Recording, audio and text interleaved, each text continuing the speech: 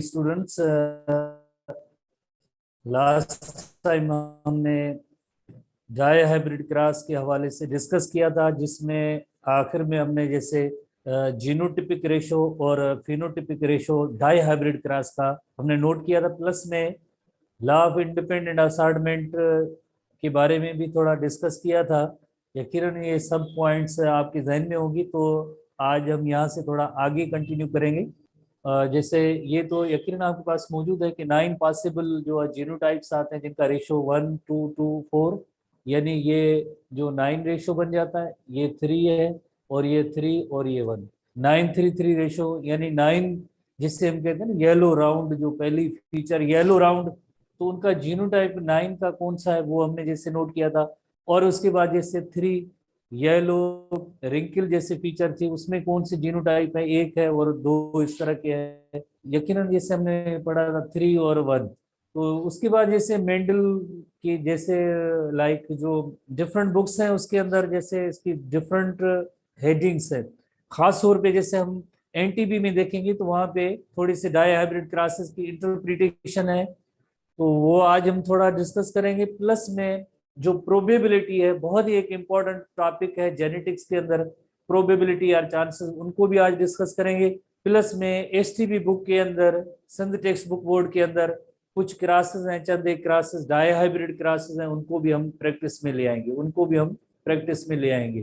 तो सबसे पहले हम आते हैं लाइक जो हमारे एनटीबी बुक के हवाले से जो इंटरप्रिटेशन है डाई हाइब्रिड क्रॉस की, इनहेरिटेंस ऑफ टू ट्रेड्स है डाई हाइब्रिड क्रॉस की, जो 150 पेज पे मौजूद है।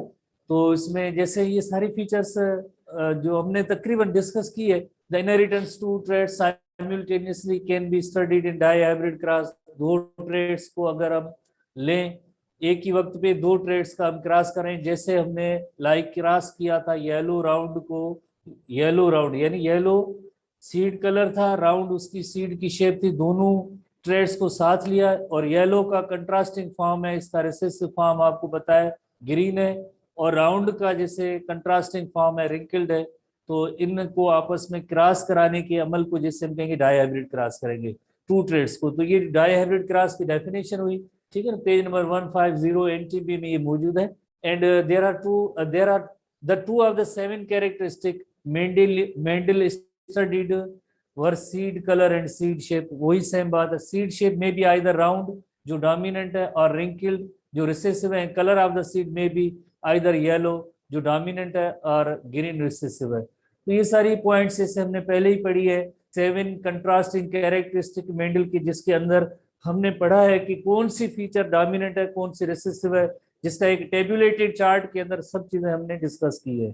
ठीक है, इस तरह से वही डाई हाइब्रिड क्रॉस की पहली जो पॉइंट है, इसकी प्रोसीजर इसका क्या था। जैसे प्रोसीजर आप सबको मालूम है, प्रोसीजर को हमने वेरी सिंपल मेथड के जरिए, जैसे P1 generation, gametes genotype gametes, और गैमीट्स के बाद F1 जनरेशन, देन उसने P2 जनरेशन बनाई जो F1 को F1 के साथ क्रॉस कराया, उसके गैमीट्स बने, और पुनेट्स स्क्वायर की मदद से जैसे उनको पुट करके, और आखिर में जैसे रिजल्ट ली उन्होंने जो फिनोटिपिक की रिजल्ट थी 9331।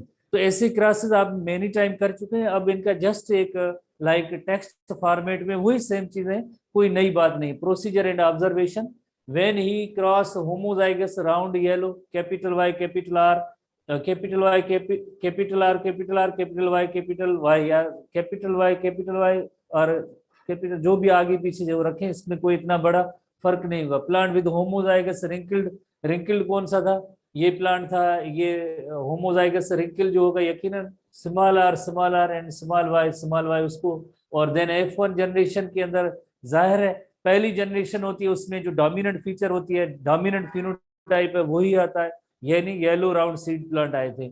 और उसके बाद उसने एनालाइज किया, एनालाइज ये किया कि 100% F1 जनरेशन, तो 100% वो डोमिनेंट जनरेशन आई, और देन F1 को F1 के साथ क्रॉस किया।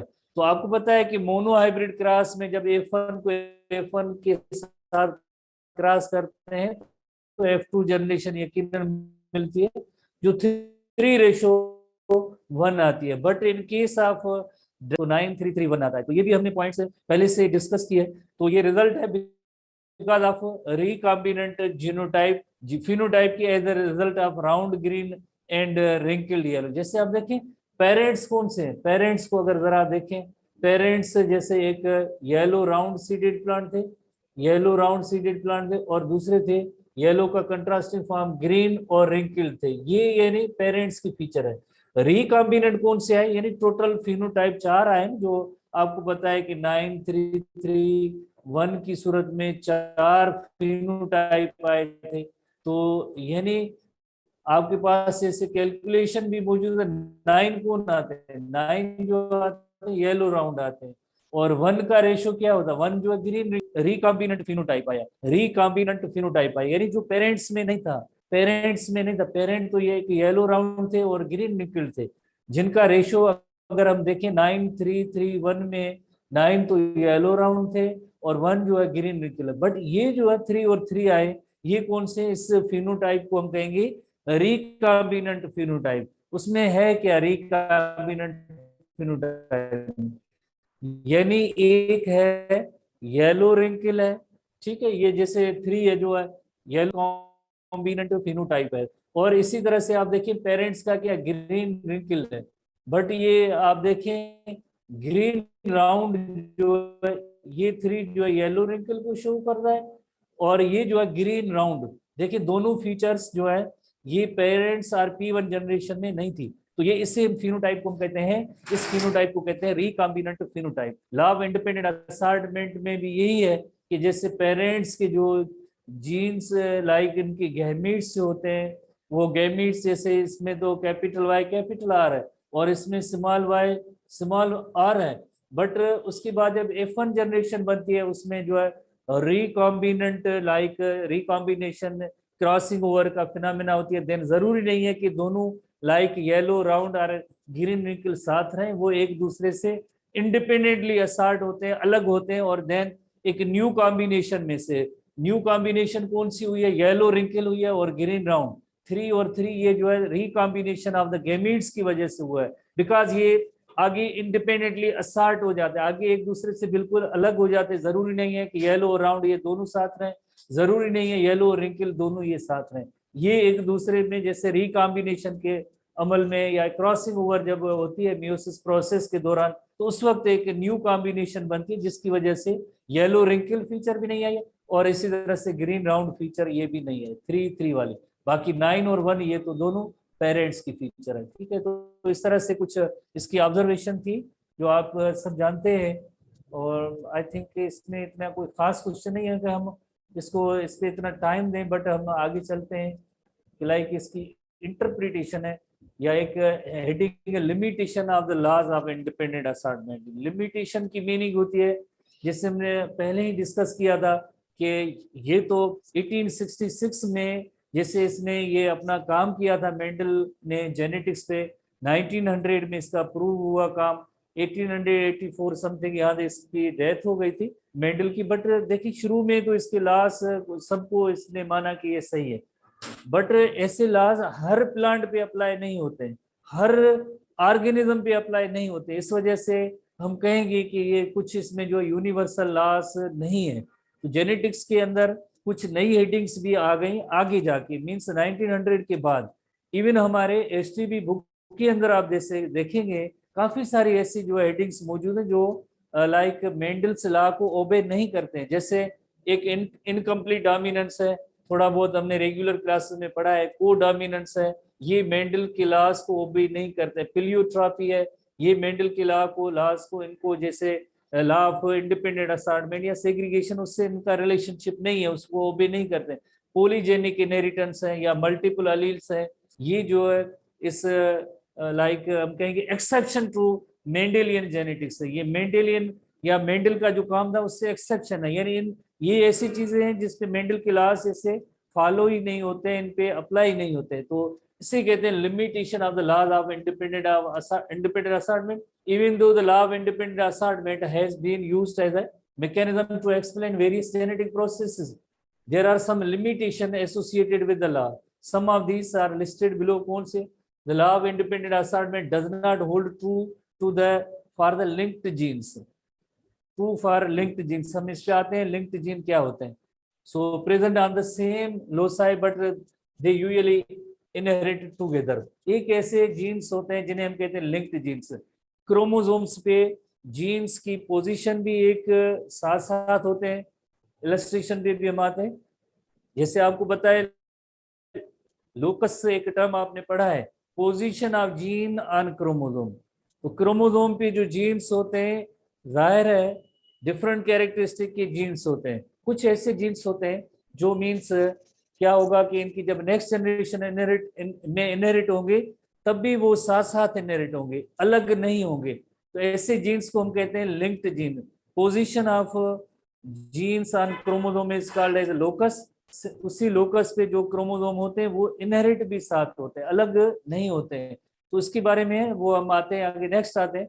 Does not hold true for linked genes present on the same loci that are usually inherited together. उसे उस अमल को हम कहते हैं लिंकेज कहते हैं। आगे टॉपिक आएगी जिसमें हम पढ़ेंगे the law is not applicable for the genetic traits.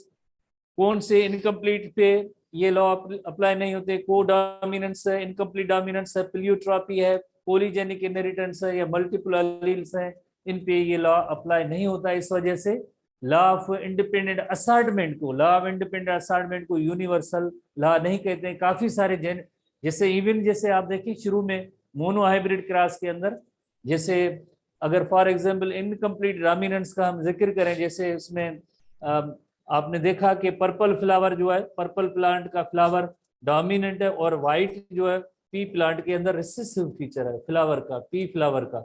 तो आपको पता है F1 जनरेशन क्या आती है? F1 जनरेशन पर्पल आती है।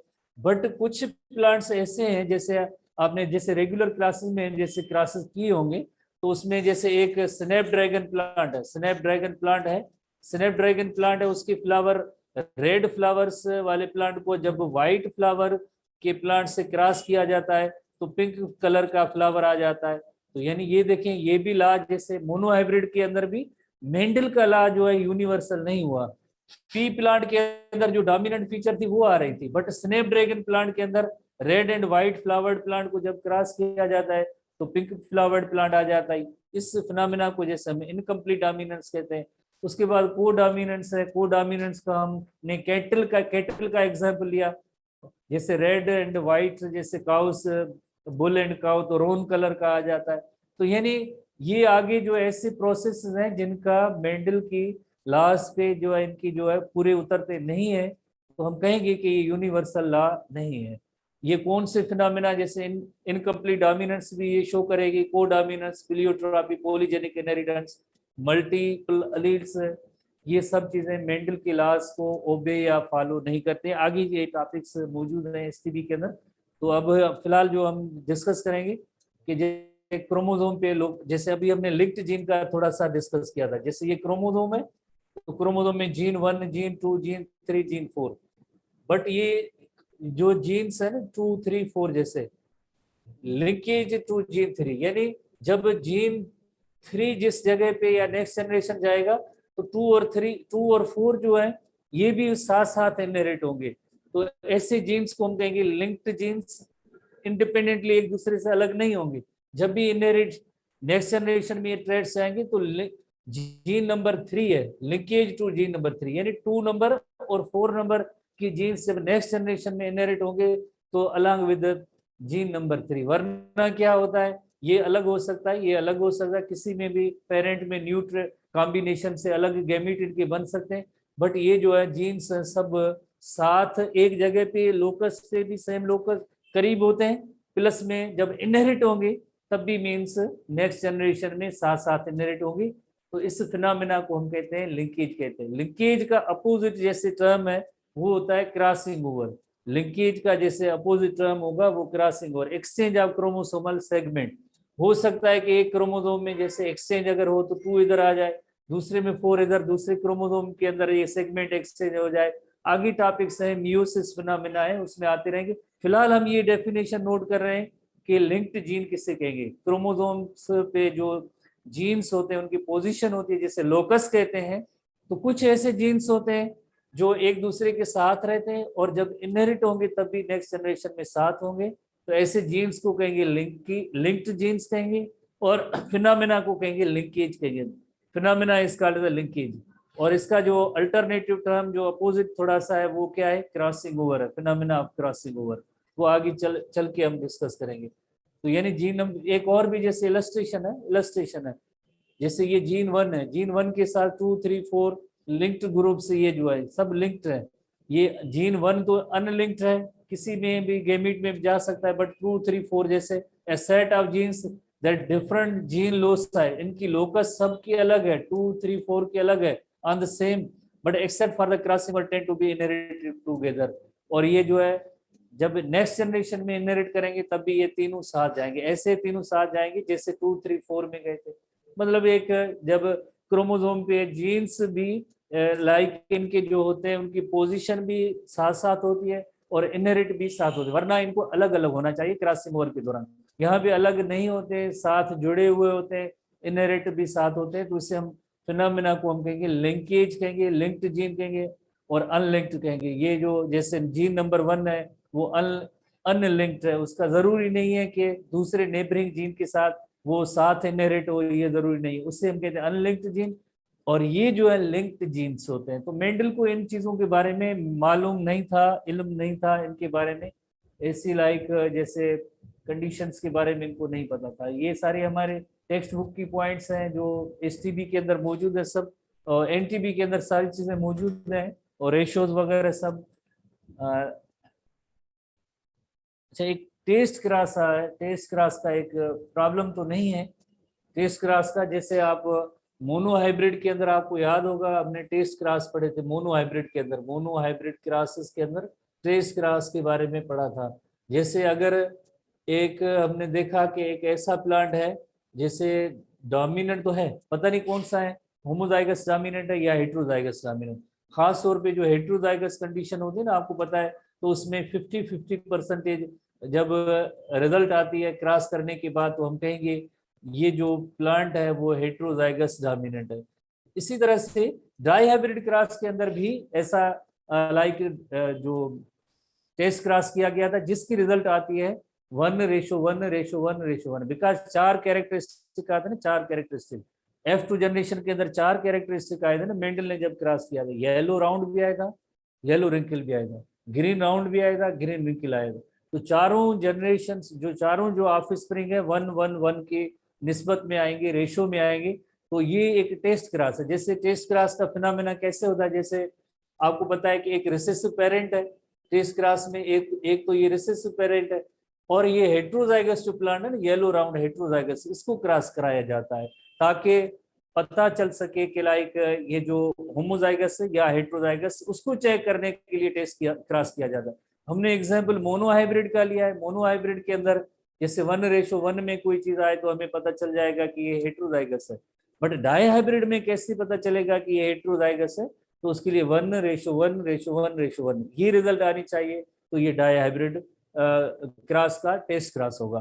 तो पहली बात ये आपकी नॉलेज में होनी चाहिए कि टेस्ट क्रॉस किससे कहते हैं। टेस्ट क्रॉस कहते हैं रिसेसिव प्लांट जो होता है उसका जीनोटाइप नोन होता है, फिनोटाइप भी नोन होता है, क्योंकि बाहर फीचर्स भी हमें नजर आ रही है तो जाहिर है उसका है ही रिसेसिव फॉर्म, तो उसका जीनोटाइप भी रिसेसिव फॉर्म में होगा, ये तो इसका कोई इशू नहीं है। बट इशू ये होता है जो हेट्रोजाइगस डोमिनेंट होते हैं उनके फिनोटिपिकली तो दोनों एक जैसे होते हैं, जीनोटिपिकली जीनोटाइप का मालूम नहीं होता है। तो हम कोशिश करेंगे लाइक जो जितने हेट्रोजाइगस फॉर्म होते हैं उससे क्रॉस कराएंगे तो रिजल्ट ज्यादा डिफरेंट टाइप की आ सकती है। तो जब भी ऐसे हेट्रोजाइगस फॉर्म को लेंगे तो आपको पता है गेमिट्स 4 किस्म के बनेंगे, capital Y, capital R, capital Y small R and small Y capital R and small Y small R. और बाकी यहाँ पे जैसे दूसरा जो पेरेंट है ग्रीन रिंकल है उसका जीनो उसके गेमिट्स होंगे एक ही किस्म के। तो यहाँ पे जैसे आप क्रॉस देखें कि ये एक ही किस्म का गेमिट है स्मॉल वाई स्मॉल आर, और ये कैपिटल वाई कैपिटल आर को इससे जब क्रॉस किया capital Y capital R small R, और इसके साथ पॉसिबल कॉम्बिनेशन हुई तो कैपिटल वाई स्मॉल आर, इस गैमिट की इसके साथ combination small Y capital R small R, और आखिर में ये है। तो यानी 9 कौन से आए, 9 आए येलो राउंड 9 ये, जैसे हम कहते हैं ना 9 येलो राउंड आए, तो येलो राउंड भी एक रेशो में आएगा, येलो रिंकल का भी एक रेशो होगा, ग्रीन राउंड का भी एक रेशो होगा और ग्रीन रिंकल का भी एक रेशो होगा। तो यानी टेस्ट क्रॉस के अंदर जब रिसेसिव पेरेंट को हेटेरोजाइगस के साथ हम क्रॉस करेंगे डाई हाइब्रिड क्रॉस में, तो उसकी जो रेशो या रिजल्ट जो उसकी आएगी 1:1:1:1 आएगा। तो इस तरह की एक प्रॉब्लम भी आता है कि if F1 plant in dihybrid ratio is crossed with the recessive plant, ठीक है, F1 plant in dihybrid ratio is crossed with recessive plant, the ratio obtained will be, ratio उसका होगा 1:2 1:1:1 ये होगा, ठीक है। कौन सा है? Cross with recessive. If F1 plant, F1 क्या होता है, जैसे आपको पता है F1 हेटेरोजाइगस फॉर्म में आता है, F1 जो हेटेरोजाइगस फॉर्म में आता है in dihybrid ratio is cross with recessive plant. Recessive plant क्या है इसका? रिसेसिव प्लांट ये है। तो इन दोनों को क्रॉस करने से क्या रिजल्ट आती है? इन दोनों को क्रॉस करने से रिजल्ट आएगी 1:1:1:1 आएगी।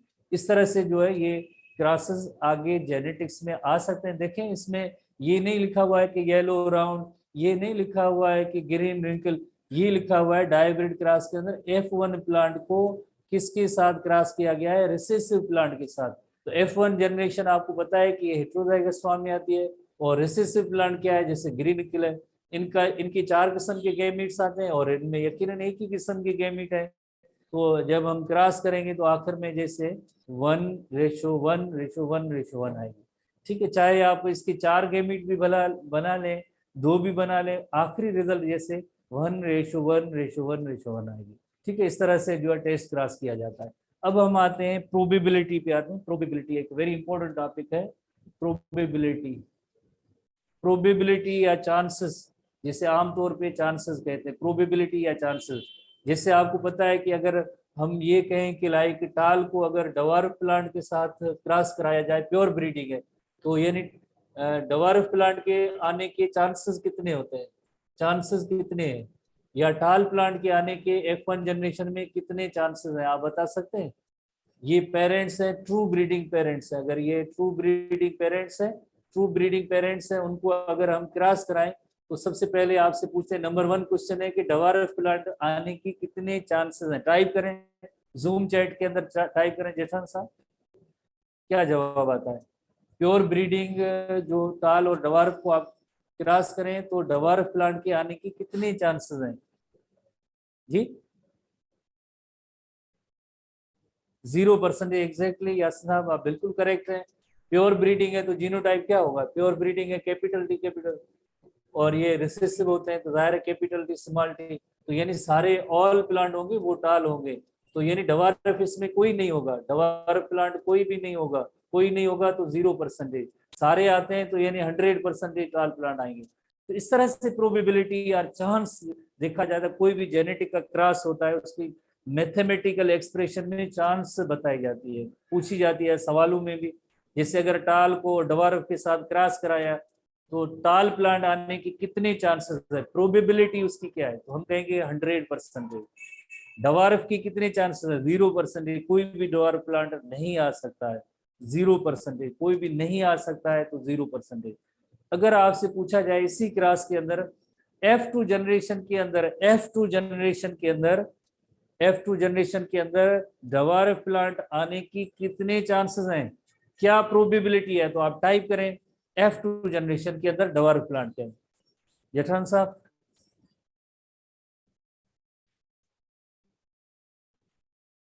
25% एग्जैक्टली। F2 जनरेशन आपसे पूछा था, 25% को 1/4 भी हम लिख सकते हैं। एग्जैक्टली आप सही करें। मैंने आपसे पूछा था F2 जनरेशन, F2 जनरेशन। तो F2 जनरेशन आपको पता है कैसे बनती है? P1 को P1, F1 को F1 से क्रॉस कराएंगे तो F2 जनरेशन है। तो capital T small T, capital T small T, capital T capital T, capital T small T, capital T small T, small T small T. Question ये था कि dwarf plant आने के कितने चांसेस हैं? डवार्फ प्लांट आने के F2 जनरेशन के अंदर 25% चांसेस है, 25% चांसेस है। तो इससे हम कहते हैं प्रोबेबिलिटी क्रॉस। जैसे अगर आपसे पूछें कि जैसे क्रिकेट मैच के अंदर जो टॉस होता है, हेड और टेल, जैसे हमारे यहाँ कॉइन सिक्के होते हैं जिसमें ऐसे ही हेड टेल कहते हैं, या दूसरे रीजनल लैंग्वेज जिसमें उनके दूसरे नेम में होते हैं। तो टॉस करते वक्त जैसे सिक्के के ऊपर जैसे ऐसे फ्लिप किया जाता है, फ्लिप किया जाता है, तो हेड आने के कितने चांसेस होते हैं? टाइप करेंगे, टाइप के हेड आए। मैं जीतूं या आप जीते, जो भी हेड जो गए 50% एग्जैक्टली, हमें पता नहीं होता है, बट हम जो कह रहे हैं कि दो, यकीनन उसमें दो ऑप्शन होते हैं, दोनों में से कोई एक ऑप्शन होगा तो हम कहेंगे 50%। 100% हम नहीं कह सकते कि 100% इसमें टेल ही आएगा, 100% ऐसे नहीं कहेंगे हेड ही आएगा, बिकॉज उसमें है ही आगे जो है दो ऑप्शन हैं। ऐसे जिस तरह से अभी हमने प्योर ब्रीडिंग प्लांट का जिक्र किया था, वो तो हमें कंफर्म है कि जैसे प्योर ट्रू ब्रीडिंग और प्योर ब्रीडिंग जो प्लांट होगा, टाल को डवार्फ के साथ क्रॉस कराएंगे, F1 जनरेशन 100% टाल आएगी। ठीक है, इसी तरह से अगर सिक्के की हम बात करें, पता नहीं कौन सा पार्ट आ जाए, हेड आ जाए या टेल आ जाए, तो हम कहेंगे 50-50% चांस है। जो 50-50% चांसेस होते हैं, 50-50% चांसेस होते हैं, तो उसके लिए और क्या लिखा जाता है, हाफ लिखा जाता है। हाफ चांसेस, आधे चांसेस, जैसे कहते हैं ना आधा, ये भी हो सकता है, ये भी हो सकता है, 50-50% हाफ लिखा जाता है, हाफ लिखा जाता है। होपफुली आपने ये समझ लिया। एक और भी इसके लिए और भी टर्म यूज किया जा सकता है, वो कौन सा है, टाइप करेंगे कुछ रेशो में, नहीं 1:1। ये हो सकता है कि ये हेड भी आ जाए, हो सकता है कि टेल भी आ जाए, चांसेस दोनों के बराबर हैं। 1:1 कहा भी जाता है, 1:1 भी कहा जाता है। ठीक है, तो इस तरह से ये थोड़े से मैथमेटिकल एक्सप्रेशन है, ये आपके जहन में होने चाहिए। आपके लाइक जब भी आगे जेनेटिक्स के क्रॉस करेंगे तो ऐसे 2-3 फंडामेंटल क्वेश्चन है वो आपके पास होने चाहिए, ऐसी चीजें। अच्छा, ये इसमें आप बताएं कि यानी टाल के कितने चांसेस है F2 जनरेशन के अंदर, टाल प्लांट के चांसेस कितने F2 जनरेशन के अंदर, टाइप करें टाल प्लांट आने की कितने चांसेस हैं जी। 75%, 3/4 भी जिससे कहते हैं, 3/4। जैसे आपने यहाँ पे कहा ना डवार्फ 1/4 है, तो ये 3/4। टोटल कॉम्बिनेशन कितनी है, how many combination are there, 4 है, तो उसमें 4 में से 3 आए हैं ना जिसमें टाल है, तो 4 में से 3 अगर कोई चांसेस आते हैं तो उसे हम कहते हैं 3/4। ये 4 में से कोई एक, जैसे प्रोबेबल एक का ऑफ स्प्रिंग आया है, तो इसे हम कहते हैं 1/4 कहते हैं। ये फंडामेंटल्स हैं, बेसिक्स हैं, मैथमेटिक्स के हैं, आपने यकीनन जैसे पढ़े होंगे।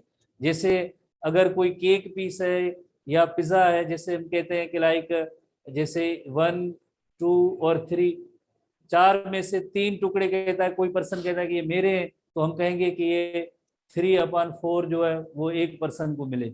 और एक टुकड़ा, जैसे एक टुकड़ा ये कहता है कोई कि ये मेरा है, तो उसको क्या मिला, उसको 1/4 मिला।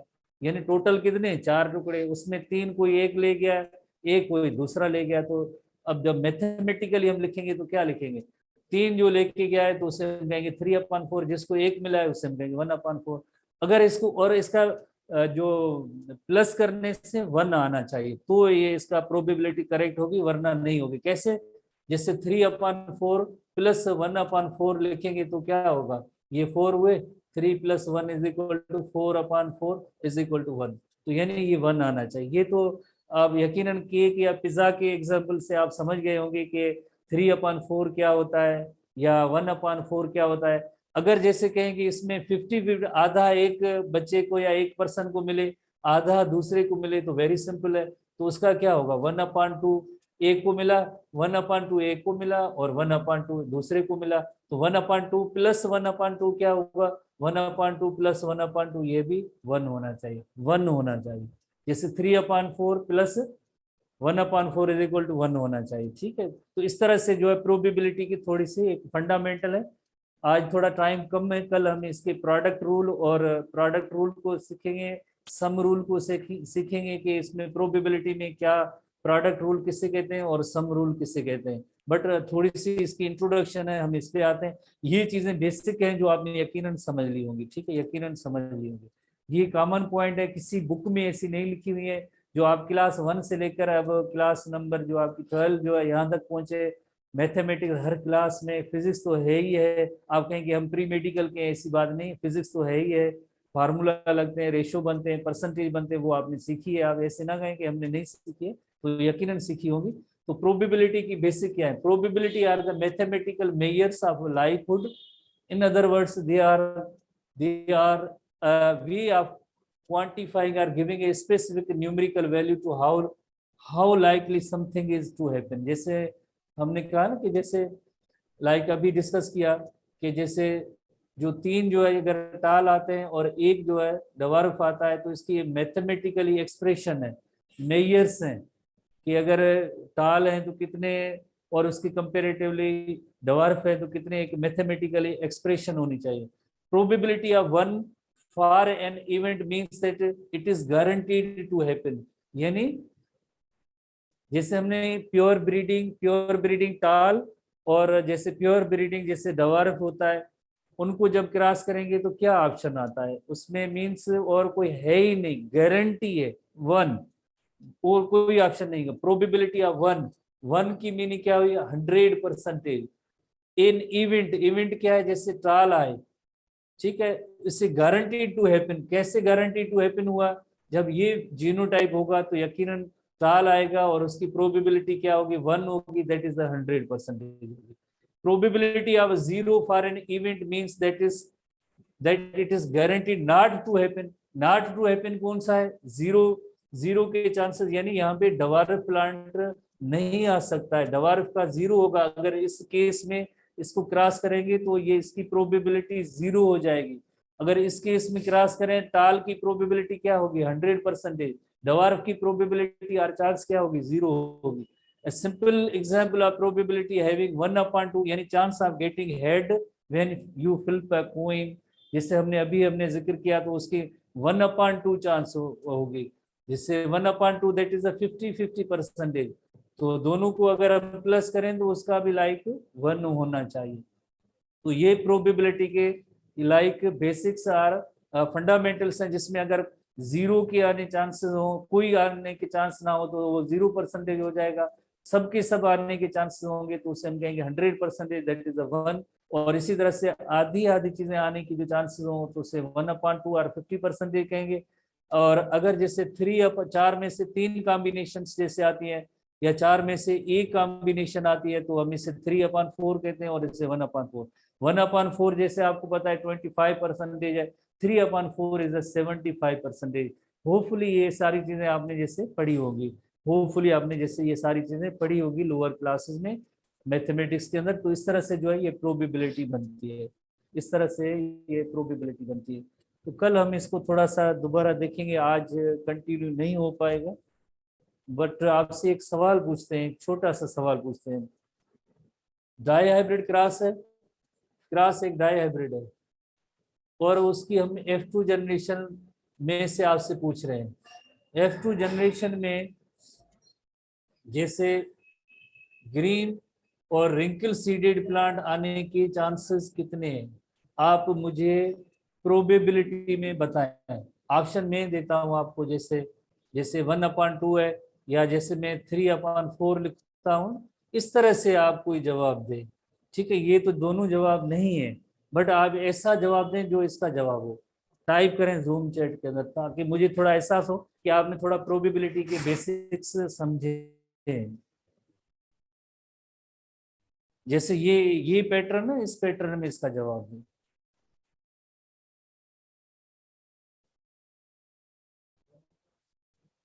एग्जैक्टली यासिन साहब, आप बिल्कुल समझ गए, जेनेटिक्स समझ गए। 1/16, यानी 16 F2 जनरेशन के अंदर कॉम्बिनेशन थी और उसमें एक ही एसी का। Exactly you are right. ठीक है, और इसका जीनोटाइप भी आपको याद है, ग्रीन का स्मॉल वाई, रिंकल का स्मॉल आर था। ठीक है, तो ये इसे हम कहते हैं प्रोबेबिलिटी और चांसेस कहते हैं। इस तरह से 16 में एक कॉम्बिनेशन ऐसी थी, 16 में एक कॉम्बिनेशन ऐसी थी। तो कल हम इसको मजीद थोड़ा सा इजी वे में हम समझेंगे, प्रोडक्ट रूल और सम रूल को डिस्कस करेंगे, कल डिस्कस करेंगे। सी यू गाइस, थैंक यू।